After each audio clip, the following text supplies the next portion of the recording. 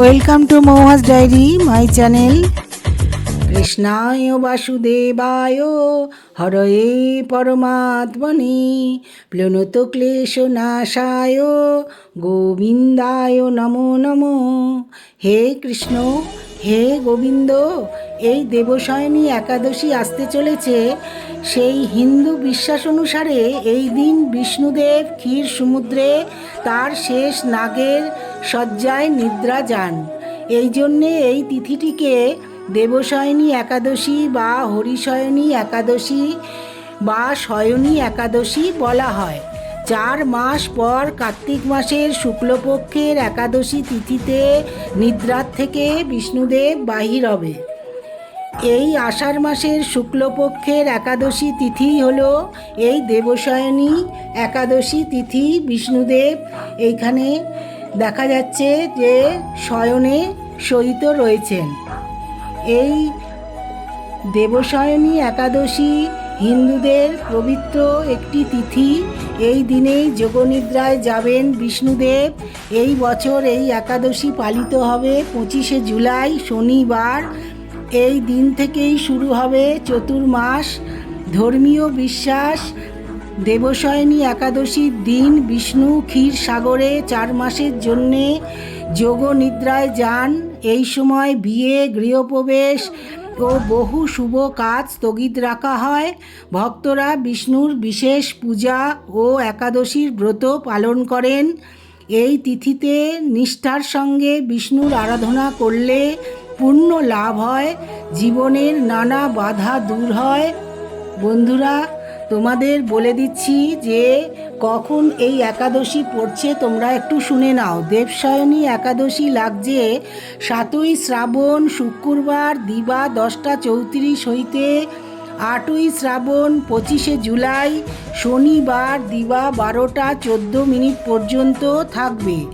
শনিবার 25শে জুলাই 8ই শ্রাবণ এই একাদশী দেবশয়নী একাদশী পালিত হবে। বন্ধুরা, জ্যোতিষ বিশেষজ্ঞ ও বাস্তু পরামর্শদাতাদের মতে দেবশয়নী একাদশীতে বিষ্ণুকে তার প্রিয় ফুল নিবেদন করলে সংসারে সুখ, সমৃদ্ধি, অর্থনৈতিক উন্নতি সম্ভাবনা বাড়ে। কি ফুল অর্পণ করব বন্ধুরা তোমাদের বলছি, তোমরা একটু দেখে নাও। এই শঙ্খপুষ্পী ফুল, দেখো তোমাদের দেখাচ্ছি আমি শঙ্খপুষ্পী ফুল। এই ফুল বিষ্ণুদেবকে অর্পণ করো, খুব শুভ ফুল। এই ফুলকে বিষ্ণুর প্রিয় বলে মনে করা হয়। ভক্তি ভরে এই ফুল অর্পণ করলে সংসারে সমৃদ্ধি বৃদ্ধি পায়। গাঁদা ফুলের মালা নিবেদন করো। এই গাঁদা ফুল অত্যন্ত প্রিয় রং বিষ্ণুদেবের। এই হলুদ রঙের গাঁদা ফুল দিয়ে মালা গেঁথে পরাও, বিষ্ণুদেবকে পুজো করো, তাতে সংসারে উন্নতি হবে। আর পদ্ম ফুল নিবেদন করো। এই পদ্ম ফুল বিষ্ণু ও দেবী লক্ষ্মীর অত্যন্ত প্রিয় ফুল। তাই দেবশয়নী একাদশীর দিন সম্ভব হলে বিষ্ণুদেবকে এই পদ্ম ফুল দিয়ে পুজো করতে পারো। বন্ধুরা, সংসারে আর্থিক স্থিতিলতা বজায় থাকে, ধনসম্পদের বৃদ্ধি ঘটে এবং পরিবারের সুখ শান্তি অটুট থাকে। এই দেবশয়নী একাদশীতে কার্তিক মাসের শুক্লপক্ষের এই একাদশীর দিন যোগনিদ্রায় ভেঙে সংসারের দায়ভার গ্রহণ করেন বিষ্ণুদেব কার্তিক মাসের শুক্লপক্ষের একাদশীতে। প্রতি বছর আষাঢ় মাসের শুক্লপক্ষের একাদশীতেই এই দেবশয়নী একাদশী পালিত হয়। বন্ধুরা, চতুর্মাস এই 4 মাস বিয়ে, গৃহপ্রবেশ, উপনয়ন সহ বিভিন্ন শুভ মাঙ্গলিক কাজ সাধারণত করা যায় না। তাই বলে দেবশয়নী একাদশীর গুরুত্ব কোনোভাবেই কমে না। ধর্মীয় বিশ্বাস, এই দিনে নিষ্ঠার সঙ্গে উপোস পালন, বিষ্ণুর আরাধনা করলে সংসারে সুখ সমৃদ্ধি আসে। মৃত্যুর পর মোক্ষ লাভের পথ সুগম হয়। বিশেষ করে পুজোর সময় কয়েকটি বিষ্ণুর মন্ত্র জপ করা হয়। এই সময় ভগবান শিব আমাদের এই ব্রহ্মাণ্ডের দায় গ্রহণ করেন এবং তিনি এই পালন করেন। এই পুরো বিশ্ব ব্রহ্মাণ্ডের ভার দায়ভার গ্রহণ করেন এই ভগবান শ্রী মহাদেব।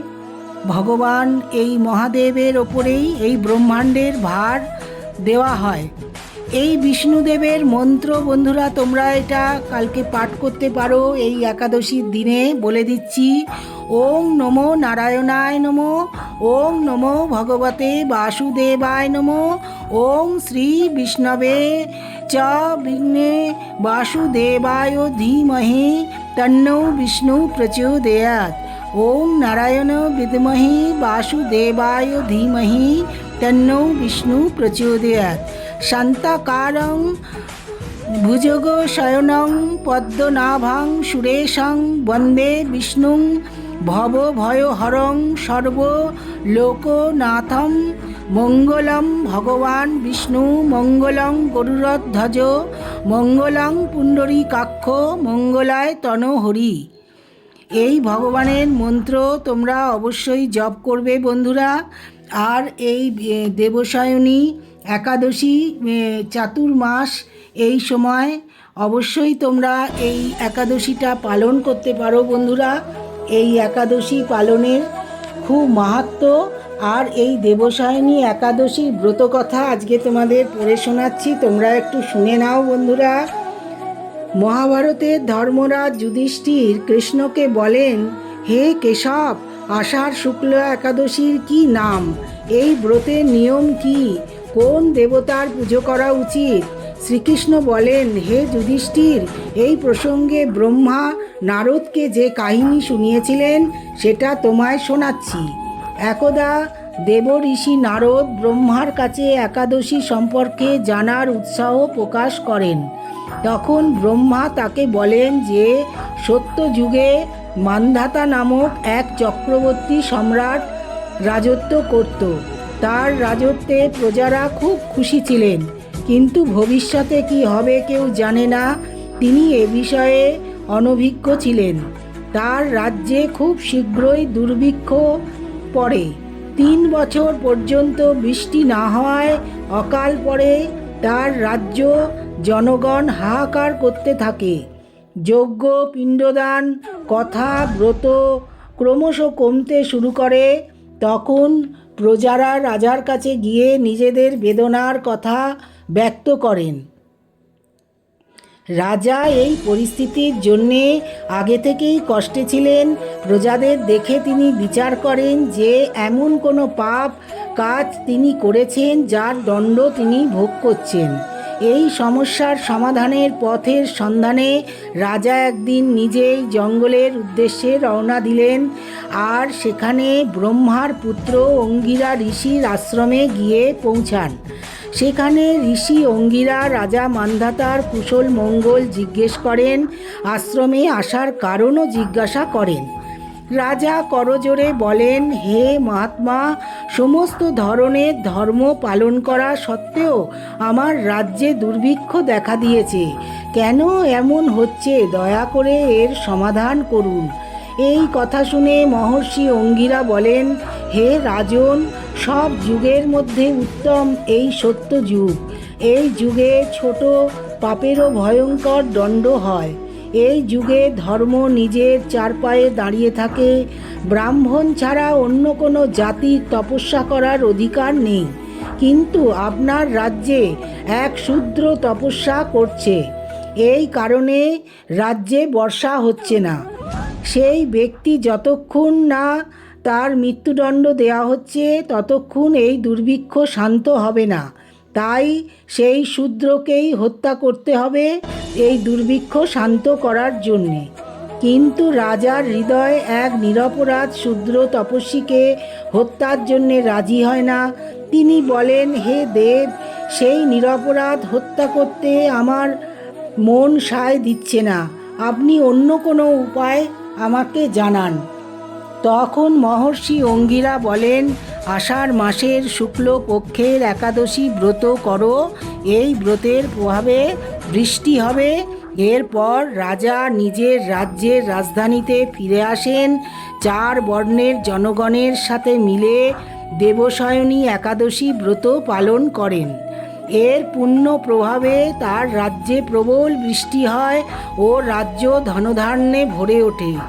প্রচলিত বিশ্বাস অনুযায়ী এই ব্রতের প্রভাবে ব্যক্তির জীবনদশায় তার সমস্ত ইচ্ছা পূরণ হয়। দেহ ত্যাগের পর তারা বৈকুণ্ঠ ধামে স্থান লাভ করেন। এই দেবশয়নী একাদশীর মাহাত্ম্য।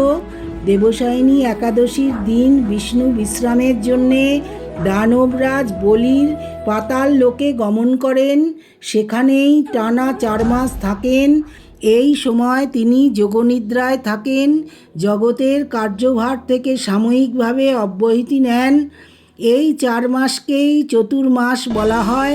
শ্রাবণ, ভাদ্র, আশ্বিন, কার্তিক এই 4 মাস হলো চতুর্মাস। এই সময় ভক্তরা ব্রত, জপ, দান, ধর্মীয় সাধনা ও সংযম পালনে বিশেষ গুরুত্ব দেন। চতুর্মাসে ভক্তিভরে বিষ্ণুর উপাসনা করলে শুভ ফল লাভ করা যায়।